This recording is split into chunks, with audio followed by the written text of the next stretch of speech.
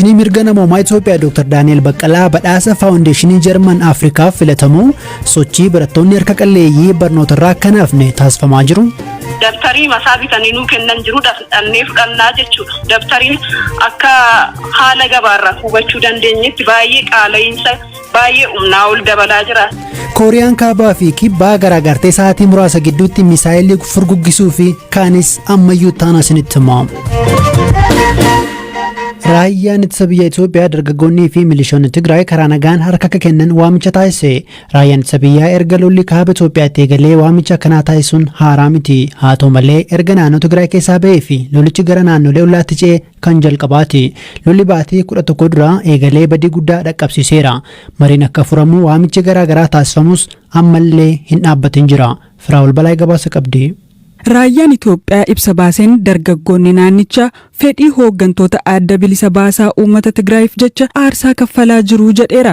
Lolatti akka seenanis TPLF kan siyaasa Itoophiyaa waggoota 30tti dhiyaataniif olaantummaan hoogganaa turee fi booda kana galmee shororkeessummaatti galmaa'ee taasisaa jira jedheera. Kanneen dirqamanii lola seenan yoo harka isaanii mootummaaf kennu ta'e lubbuu isaaniif wabii kan kennu ta'uu ibsi baasee agarsiisa. Raayyaan ittisa biyyaa Itoophiyaa waamicha kana kan taasise yaaddoo uummata Tigraayiif qaburraa akka ta'es akeekeera. Qondaaltonni Itoophiyaa hooggantoonni adda bilisa baasaa uummata Tigraay Itoophiyaa diiguuf socho'aa jira jechuun ibsu. Garichi immoo haaldureewwan kaa'e mootummaan akka fudhatu dirquuf akka lolicha naannoo Affaarii fi Amaaraatti akka geesse ibseera. Akka raayyaan ittisa biyyaa Itoophiyaa ibsetti dargaggoonni harka akka kennan yoo madaa'an immoo akka wal aansisu ibseera.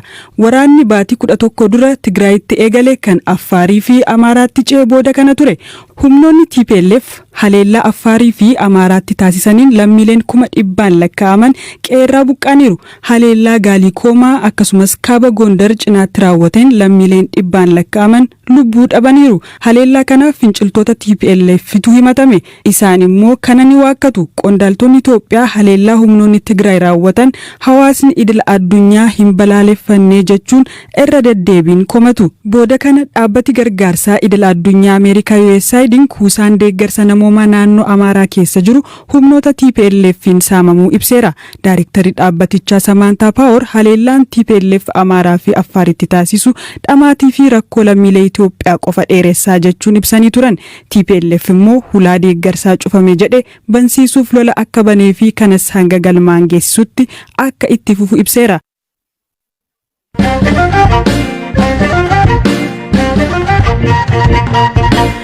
Itoophiyaa keessa dargaggoonni xalayaa miiliyoona 5 ga'u sochii poostaa adii masaraa mootummaa adiif jedhuun barreessuun pirezidaantii Ameerikaatti erguu eegalan. Sochiin kun imaammata bulchiinsi Joo Baayiden Itoophiyaa irratti qabate hubachiisuudha jedhameera. Qindeessaa sochii kanaa fi daayirektarri Youth Empowerment Itoophiyaa obbo Alamaa Yoseefuu BBC'tti akka himanitti dhugaa biyyattiin qabdu jedhan hubachiisuuf dargaggoonni miiliyoona 5 ol ta'an duula kana irratti hirmaatu. Mootummaa Ameerikaatti maal dhaamu akka fedhanis akkasiin ibsaniiru. Nuyi ijoollee waaqaa miti moo nuyi biyya lammaffaa hin qabnu maaliif dhiibbaa nurraan geessu jennee gaafachuu barbaanna. Kanaaf biyyi keenya akka diigamtu hin barbaannu. Dhimma biyya keenyaa ofumaan furanna jechuu ni barbaanna. Ameerikaan gidduugalummaa Liibiyaa, Afgaanistaanii fi kaan keessatti goote irraa barachuu qabdi. Xalayaan akka kanaa kana dura waan barame miti. Xalayaan kun hundi kan barbaachiseef immoo ummati biyyatti mootummaa Itoophiyaa cina jiraachuu hubachiisuuf carraa miidiyaa hawaasaa fayyadamuu warra qaban karaa miidiyaa hawaasaa kaan ammoo baadiyaatii carraa kana kan hin qabne xalayaa barreessuun ergatu. Dargaggoonni baadiyaa fi magaala jiraatan afaan danda'aniin miidhaa gama humnoota TPLFin isaanii fi biyya isaaniirra gahaa jiru ibsachuun xalayaa mootummaa Ameerikaaf barreessu. Xalayaan filamee ergamuu fi hafuun jiru hundumaa ni ergama. Xalayaan miiliyoona 5 barraa jedhame kun gaafa fulbaana 3 kan jalqabe yoo ta'u hanga fulbaana bultii 15tti ni xumurama jedhamee eegama. Waraana kaaba Itoophiyaa furmaanni marii malee waraana miti jechuun Ameerikaan irra deddeebiin yaaddoo qabdu ibsaa turte. Qondaaltonni Itoophiyaa Ameerikaan siyaasa keessoo Itoophiyaa keessa seenteetti ba'uu qabdi akkasumas immoo TPLF deeggaraa jirti jechuun irra deddeebiin himatu. Ameerikaan kana hin fudhattu. Hiriirri gidduu seentummaa Ameerikaa balfuu kana dura magaalaa Finfinnee fi magaalota naannolee kaanitti irra deddeebiin taasifamaa ture. Sababa waraana Tigraay keessa eegalee wal qabatee Ameerikaan qondaaltota Itoophiyaa qoqqobuu dabalatee deeggarsa nageenyaa fi diinagdee biyyattiif taasiftu kutuun ishee ni yaadatama.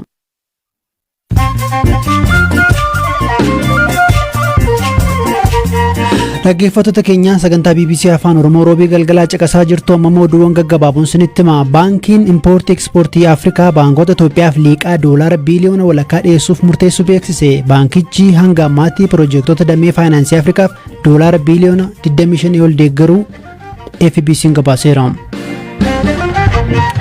Kana Keeniyaan bara dhufurraa kaasee talaallee COVID-19 oomishuu jalqabuu fi kanas dhaabota maqaan ammaa fi hin ibsamne waliin akka hojjettu ministeerri fayyaa biyyattii ibsaniiru.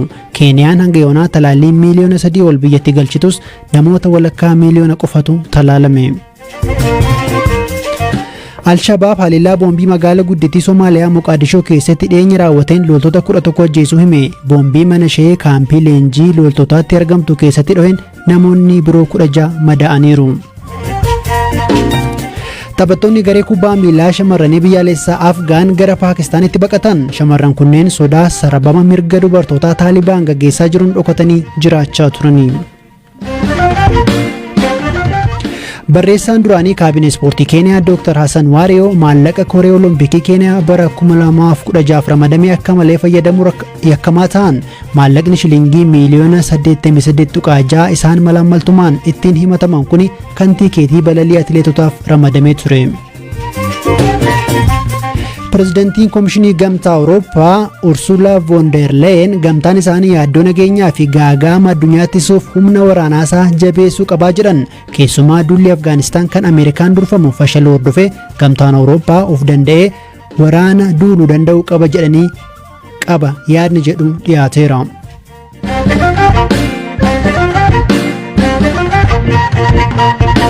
Oduu biraattan ja'a Komishinarri olaanaa Komishinii mirgoota namoomaa Itoophiyaa Dr. Daani'el Baqqalaa badhaasa Jarman Afrikaa Faawundeeshin jedhamu argatan.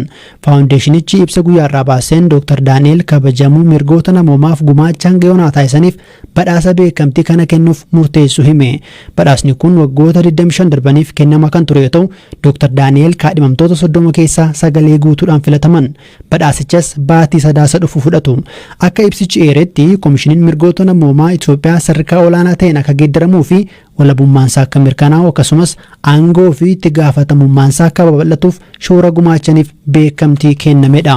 Kana dura Dr. Daani'el turtii BBC waliin yeroo taasisanitti dhaabbaticha eessaan ga'uu feetu jennee gaafannee turre. እስካሁን የመጣንበትም መንገድ ጥሩ ነው ምክንያቱም ተቋም የመገንባት hanga yoonaa gaarii jirra imalli haga yoonaa taasisne gaariidha. Jaarmayaa ijaaruun hojii waggaa tokkoo miti, hojii waggoota dheeraa gaafata. Biyyoonni jaarmayaa cimaa qaban dhaabbilee isaanii waggoota dheeraa keessatti cimsan. Nutis suuta jaarmayaa cimaa walaba dhibbaa kamirraayyuu bilisa ta'e kan ga'umsa qabuu fi mirgi namaa akka hin cabne ka sagalee ta'u ni ijaarra jedhee nan amana. Adeemsa kanas eegalleerra. Wanti amma dalagaa jirru bu'uura kaa'uudha. Manichi garuu ijaaramee ka xumuramu hunduu gaheesaa yoo gumaache qofa. ቤቱ ሙሉ ለሙሉ ተሰርቶ የሚያልቀው ግን ሁሉም ሰው የበኩሉን አስተዋጽኦ ሲያደርግበት ነው። Dr. Daani'el kana dura dhaabbilee mirga namoomaa idil addunyaa kan ta'an Amnesty International fi Human Rights Watch keessatti hooggantummaan dalaganiiru. Waggaa lama dura Komishinii mirga namoomaa Itoophiyaatti erga muudamaniis jijjiiramni hedduu jira. Ta'us rakkoowwanis akka jiran ibsaniiru.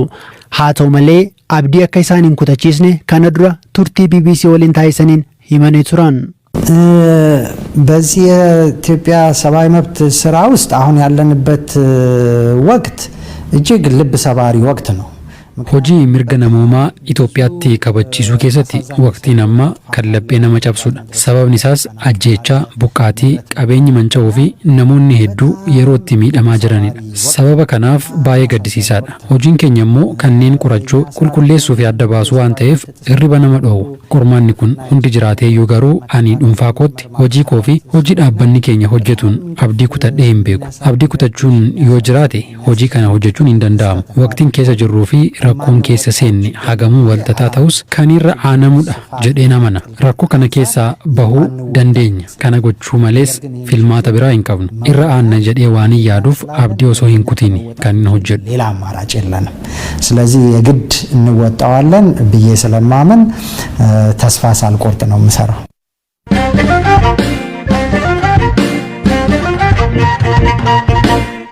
Waqtiin ammaa yeroo Itoophiyaatti barnoonni banamuuf sochiin garaagaraa taasifamudha. Biiroon Barnoota Oromiyaa akka ibsetti barnoonni naannichatti onkololeessa bultii 3 bara 2014 ni eegala. Haa ta'u malee kanneen deeggarsa dhabanii barumsarraa hafan jiru.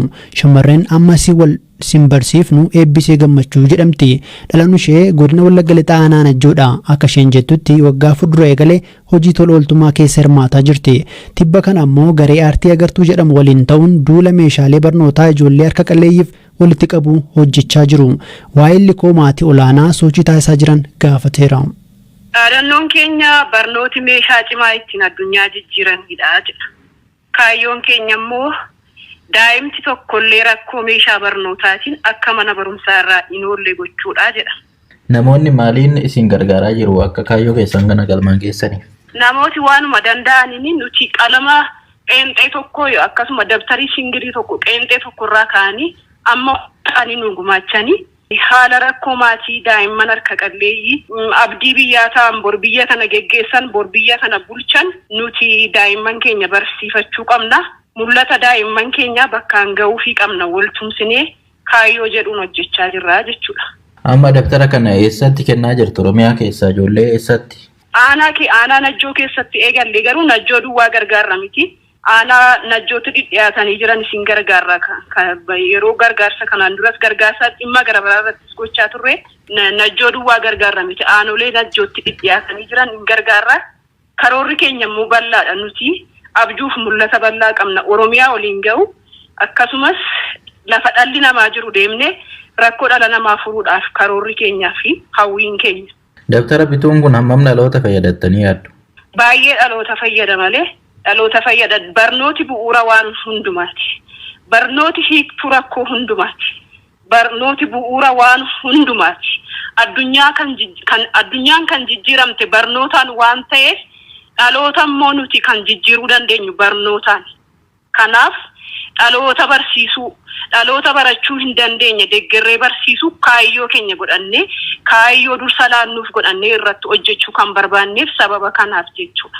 Amma ijoollee hagamii gargaartaniirtu duula kanaan? Nuti kanaan dura gargaaraa turre amma minimumii karoorri keenya ijoollee 100 maaksimumiin keenya 500 amma 1,000tti haga humni keenya nu qaqqabe hojjechuudhaaf karoora qabnaa jechuudha. Amma rakkoo ijoollee fura amma daftara gumaachuufi?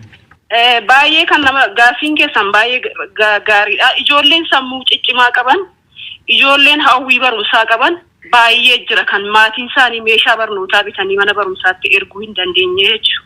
Mucaan tokko yoo har'a barate sammuun isaa jijjiirame bor biyya isaaf waan guddaa hojjechuu danda'a. Jireenya isaa jijjiiree, jireenya maatii isaa jijjiiree, jireenya biyya isaatii jijjiiruu danda'a. Barnooti waan hundumaa jijjiiruu danda'a waan ta'eef jechuudha. Tole namoonni akkamitti isin gargaaru? Gargaarsa akkamitti gaafachaa jirtu? Dabtarii masaa bitanii nuu kennan jiru dhannee fudhannaa jechuudha. Namooti qarshiidhaan immoo daa'ima ammasinaa gargaaraa jedhanii nuu kennan jiru jechuudha. Baasiin daa'ima tokko birrii 350 kan ittiin dabtariin bitamu. Dabtariin akka haala gabaarraa hubachuu dandeenyetti baay'ee qaala'insa baay'ee humnaa ol dabalaa jira. Meeshaaleen barnootaa gatiin isaanii keessa deebi'amanii akka ilaalaman akka dhaamsa keenya nu dabarsitan barbaanna. Maaliif humni namaa tokko miti kan hawaasi irra jiru tokko miti waan ta'eef dhalli hiyyeessaa birrii 350 baastee bitachuu hin dandeessu. Dhaggeeffattoota keenyaa sagantaa BBC Afaan Oromoo roobii galgalaa caqasaa jirtu. Sagantaa raadiyoo keenyaa xumurameera. Odeeffannoowwan dabalataaf gara marsariitii yookiin immoo websaayitii keenya bbcafaanoroomoo.com yookiin immoo gara fuula feesbuukii keenya BBC News Afaan Oromoo goruu dandeessu. Kan isin dhiyeessee ammayyuu taanaadha kan qopheessitee Firaa'ol Balaayii boruu walitti deebinaa halkan gaarii.